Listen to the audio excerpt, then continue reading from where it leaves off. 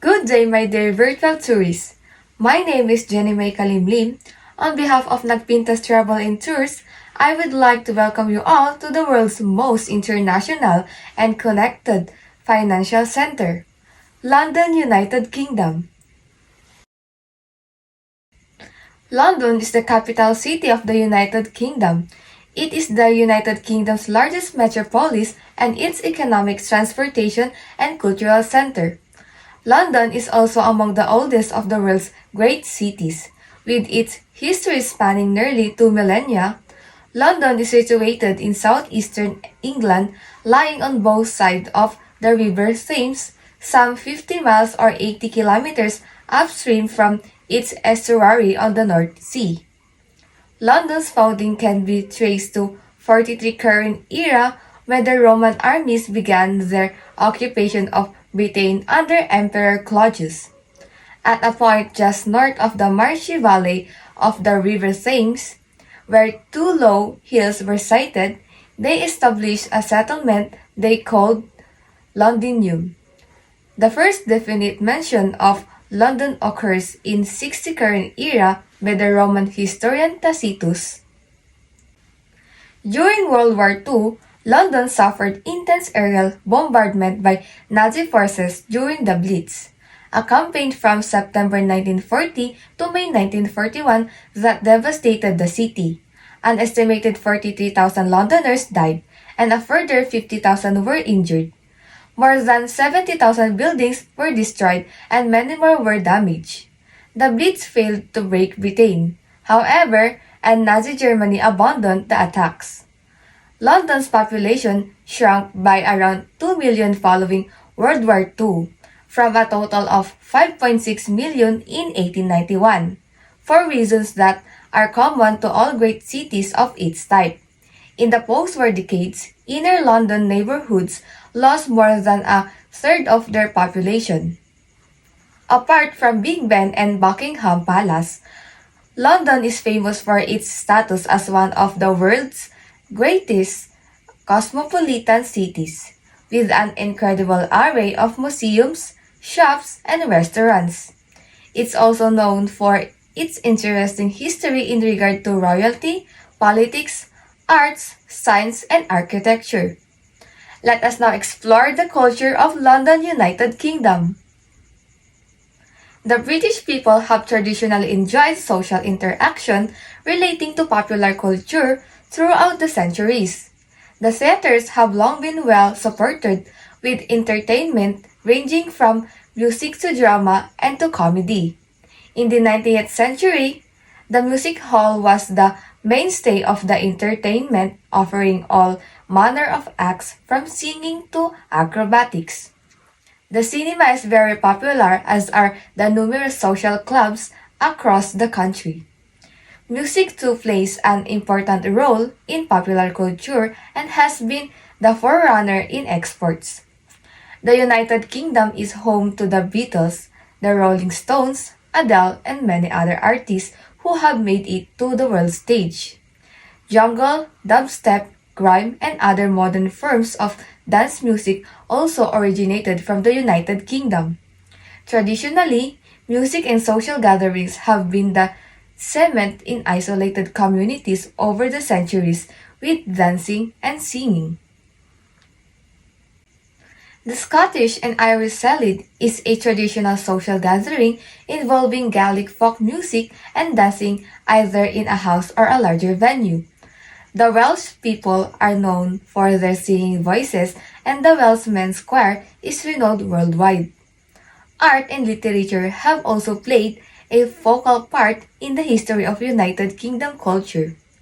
There are many art galleries throughout the country, and Britain is known for its history of authors such as Virginia Woolf, T.S. Eliot, Agatha Christie, and Jane Austen.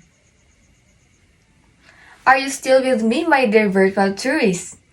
Alright, so today, we'll take on the delicacies of London, United Kingdom. If you visit London and don't try these foods, your trip to the United Kingdom is incomplete. Even though British cuisine does not have a stellar reputation around the world, The country does have several traditional foods and beers. The English breakfast and fish and chips are the most iconic dishes in the United Kingdom. Traditional British foods typically center around the concept of meat and two vegetables, which means in essence that the dish will contain a type of meat, usually beef, pork, lamb, or chicken. Two types of vegetable, typically root vegetables and potatoes. Furthermore, as it is a multicultural country, you can now enjoy food from all parts of the world in the United Kingdom. Curry is now the nation's favorite dish, being brought over from the Indian subcontinent with migrants. Now, let's have a look at some interesting facts about the Queen of London in the United Kingdom. My dear virtual tourists, did you know that Queen Elizabeth II of Great Britain is the longest reigning monarch in British history? She celebrated 65 years on the throne in February 2017 with her Sapphire Jubilee. Queen Elizabeth II was born on April 21, 1926, and she is now 95 years of age. Did you know that Queen Elizabeth and her husband Prince Philip are distant cousins? Queen Elizabeth enjoys reading mysteries, working on crossword puzzles, and even watching wrestling on television. Elizabeth Alexander Mary is the real name of Queen Elizabeth. So, my dear virtual tourists, are you ready to witness some of the famous attractions of London? I guess, yes. But before that, can I see first your beautiful smile that indicates excitement? Great! So our first attraction is Big Ben. Big Ben is unquestionably one of London's most recognizable landmarks. Many people are unaware that Big Ben is the name of the hourly bell and that the tower itself is called Elizabeth Tower. Nonetheless, this stunning structure, which dates from 1843 and is located next to the Houses of Parliament, is one of London's most well-known attractions. Welcome to our second attraction, the Tower of London, with its oldest component dating back to 1078, has played a variety of significant roles in the history of the United Kingdom, from the Norman conquest to a prison and torture chamber, entertaining everyone from Elizabeth I to the famed London gangsters, the Grey Twins. The crown jewels of England are also kept there. The Tower of London is a fascinating contrast to the modern towers of the city on the London skyline, and its historical significance makes it well worth a visit. So, let's now move forward to our next attraction, which is the London Eye.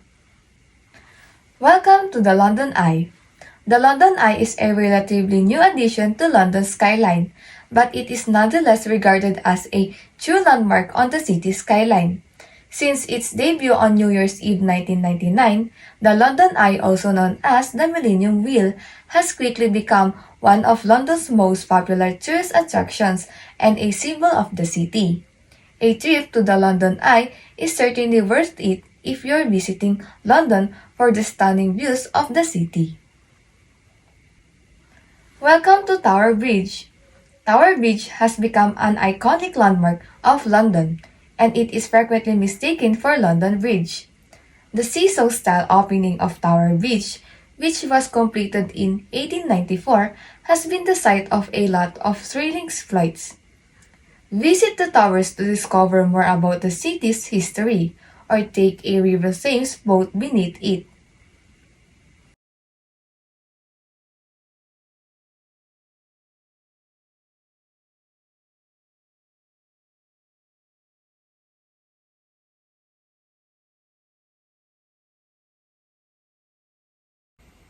Welcome to Buckingham Palace.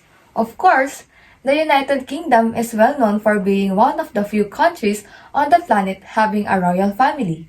Whatever your feelings on the monarchy, Buckingham Palace is one of London's most famous tourist sites, attracting from all over the world.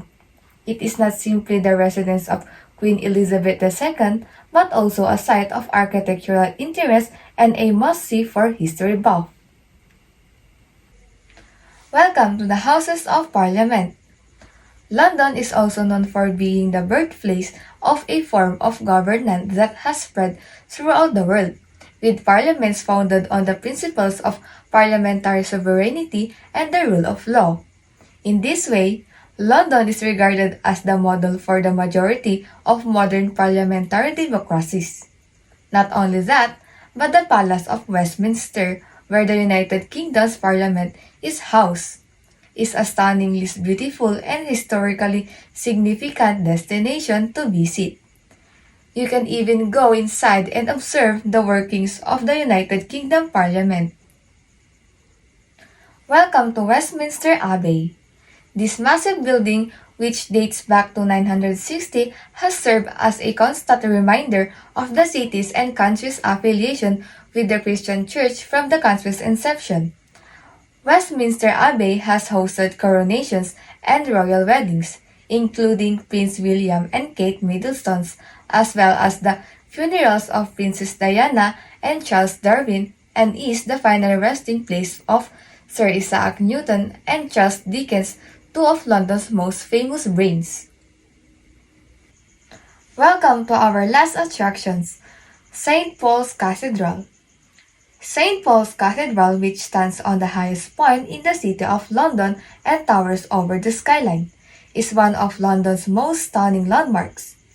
It is not only another example of London's gorgeous architecture, but it is also one of Sir Christopher Wren's most well-known works, and it was erected as part of a citywide endeavor to restore the city following the disastrous Great Fire of London in 1666. St. Paul's Cathedral is yet another site that contributes to London's fame, not only for its historical significance but also for its architectural beauty and religious significance. So that concludes our virtual travelers trip to London, United Kingdom. If you have any questions, please contact me by email at calimlimgenime@gmail.com, and I will be happy to respond. I hope you learned something new about London, United Kingdom throughout this tour. Once again, I'm Jenny May Calimlim from Nagpintas Travel and Tours, and I'm here to represent the United Kingdom's capital city, London.